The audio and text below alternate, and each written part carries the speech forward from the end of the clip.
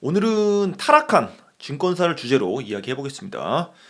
지금 증권사 입장에서 화두는 부동산 PF 빨 위기죠. 현재 태영건설이라는 회사가 도마 위에 오른 상황이고, 태영건설의 경우는 3조 2천억 원이 넘는 부동산 PF 우발 채무를 갖고 있고, 이 부채를 갚을 능력이 없어서 결국 워크아웃으로 이제 들어가는 건데, 워크아웃은 채권단의 관리 체제로 넘어간다는 것이고, 만약 워크아웃에 실패를 하게 되면 파산을 하게 됩니다. 이제 법정 관리를 받게 됩니다.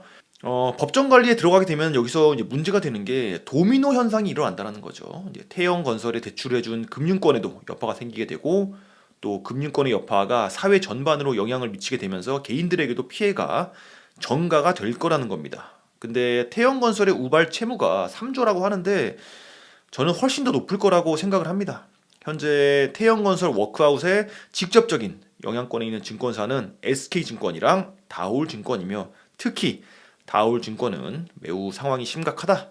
근데 태영건설보다 더 심각한 것은 이제 태영건설이라는 특정 건설사가 문제라기보다도 태영건설 워크아웃 이후에도 무너지는 건설사들이 속출을 할 거라는 겁니다.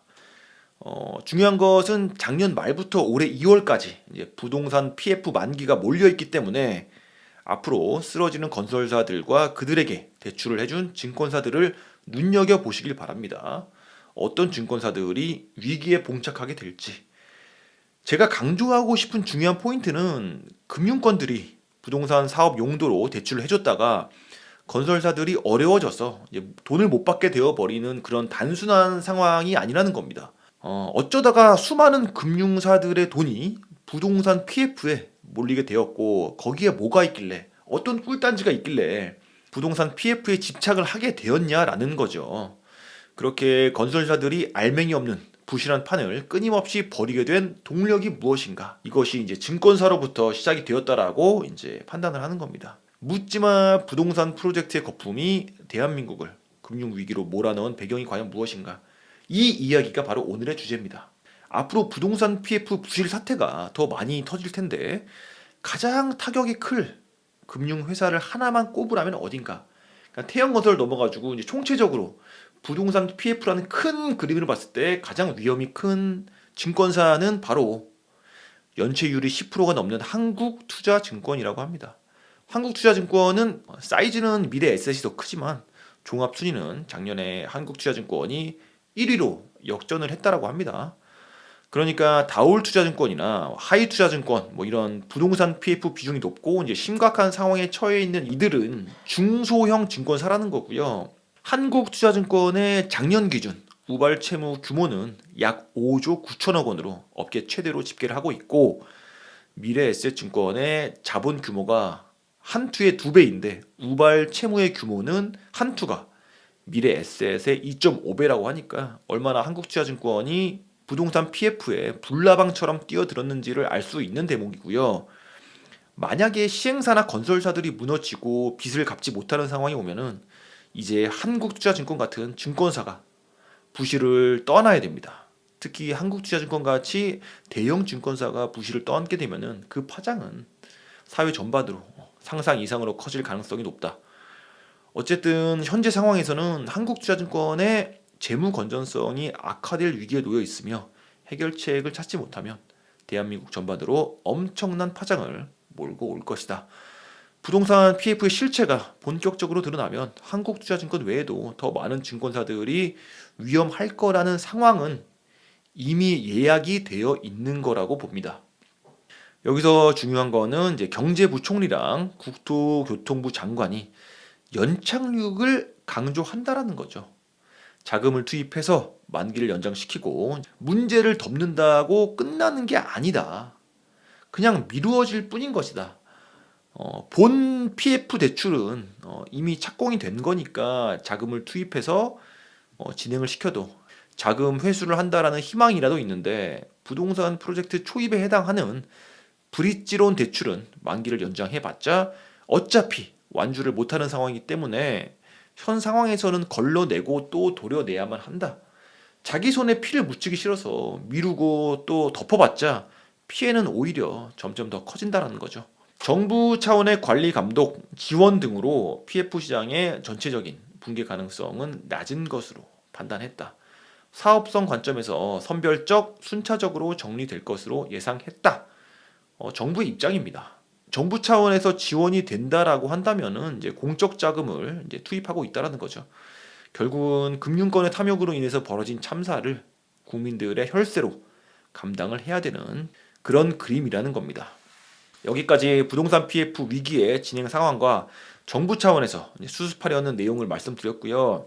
훨씬 더 중요한 것은 부동산 PF 거품이 어쩌다가 이 지경까지 오게 되었냐라는 그 배경입니다. 그 배경이 너무나도 중요하다.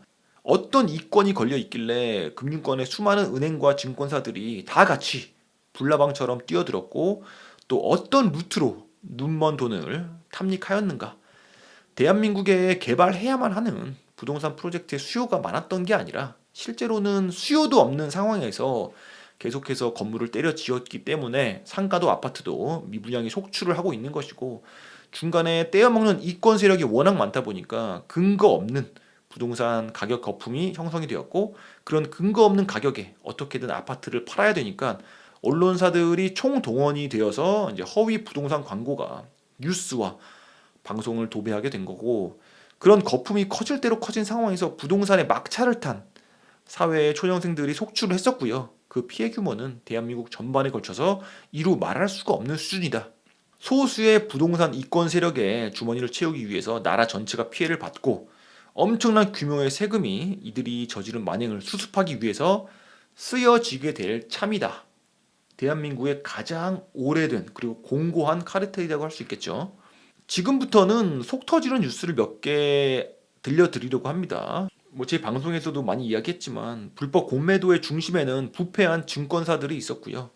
기술 특례와 같은 사기 공모 시장에서도 역시 배경에는 부패한 증권사들이 있었습니다. 불법 사기 사모펀드 사태에도 역시 주도자는 증권사들이었고요. 부동산 PF에도 역시 주요한 이권 세력은 바로 증권사였습니다. 첫 번째 뉴스는 오늘자 금감원 보도 자료에 근거를 두고 있는 기사고요. 뒤에서 법인 만들어 수백억 챙겼다. 증권사 부동산 PF 임원 무더기 적발. 내용을 요약해보면 5개의 증권사가 부동산 PF 과정에서 사익을 추구했다라는 내용이고 부동산의 규모가 워낙 크니까 부당이익 금액도 어마어마하더라.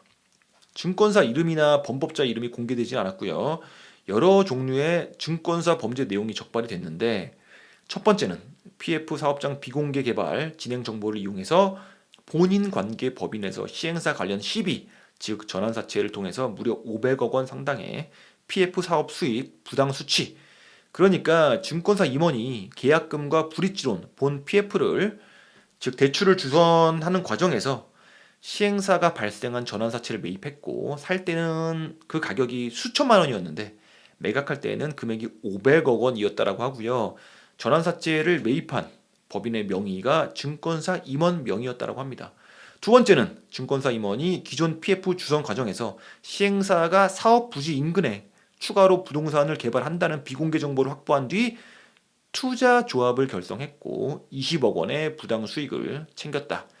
세 번째는 증권사 임원이 업무 과정에서 부동산 PF 정보를 얻어서 가족법인을 통해서 900억 원 상당의 부동산 11건을 취득했고 취득 임대했고 이 중에 3건을 처분해서 100억 원 상당의 매매 차익을 챙겼다. 그런 작업을 하는 과정에서 매수인이 전환사채를 발행해서 자금 조달을 했는데 그 임원의 부하 직원들이 전환사채 인수와 주선 업무를 담당했다라는 겁니다. 조직적인 범죄의 정황이 포착된 것이고요.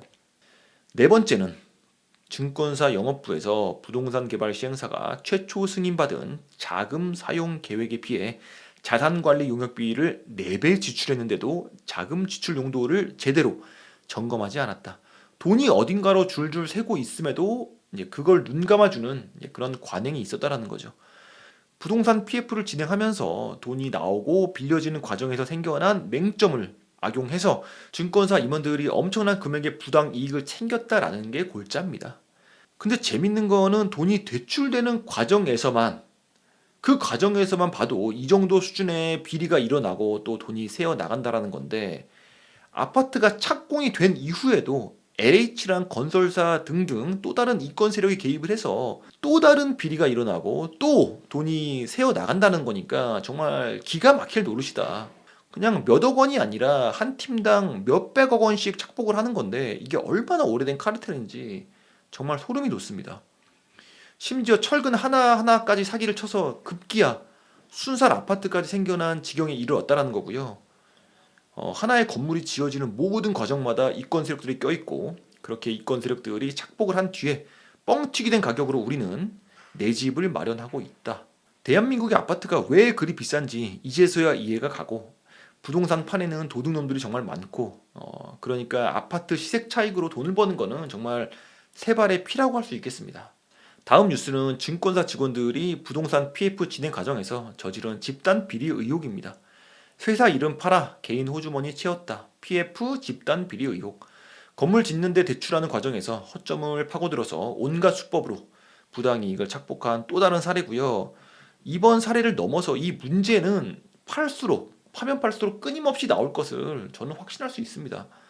이번 기사에서는 증권사 이름이 나옵니다. KB자산운용 부동산금융본부 이사와 미래에셋증권 투자개발본부 이사 L씨가 사기 및 사문서 위조 행사 혐의로 수사를 받고 있고 개인 6에서 7명에게 허위 투자 인수 확약서를 제시했다가 고소를 당했다라는 내용입니다.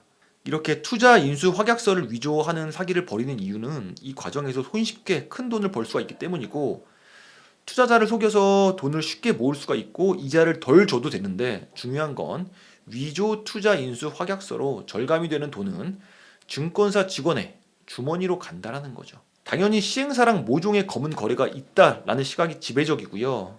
증권사들은 금융당국의 조사를 받아야 되기 때문에 비리를 인지하고도 담당자만 조용히 내보내서 사건을 덮는 일도 많다.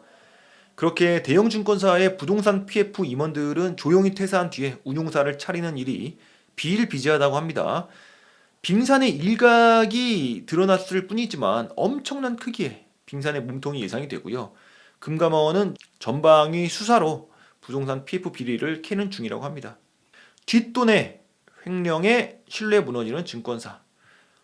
또 새로운 뉴스입니다. 메리츠증권의 임원이 부동산 PF 대출을 받으려는 시행사 측에 2,300억 원 가량의 대출을 받아주는 조건으로 수십억 원의 수수료를 요구했고 2020년에서 2021년 당시에 총 35억 6천만 원을 챙긴 혐의를 받고 있다.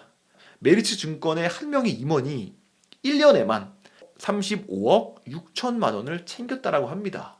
시행사의 대출을 조건으로 삥을 뜯었다는 건데 1년에만 35억 6천만 원이라고 하니까 총 합계는 얼마를 챙긴 건지 정말 상상이 가지 않습니다.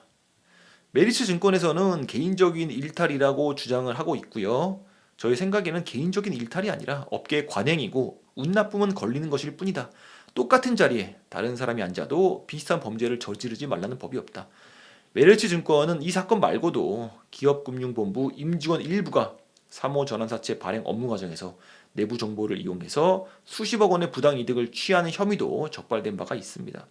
참고로 최근 5년간 메리츠증권이 CBBW 투자로 자금을 공금한 기업 가운데 18곳이 횡령 배임, 부도 회생, 감사 의견 거절 등의 이유로 거래 정지가 되었고 투자 금액은 7,800억 원에 달한다.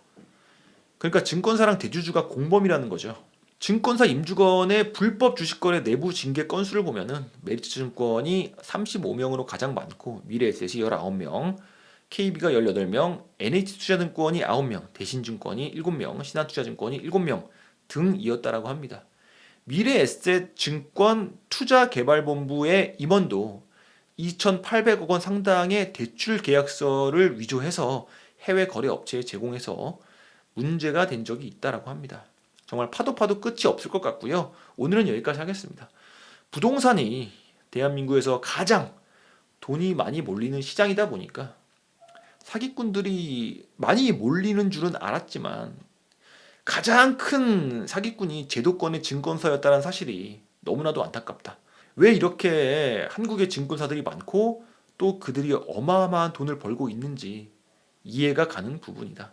이제는 교통 정리가 필요한 시간이다. 오늘은 여기까지고요. 도움이 됐다면 구독과 좋아요 부탁드립니다. 감사합니다.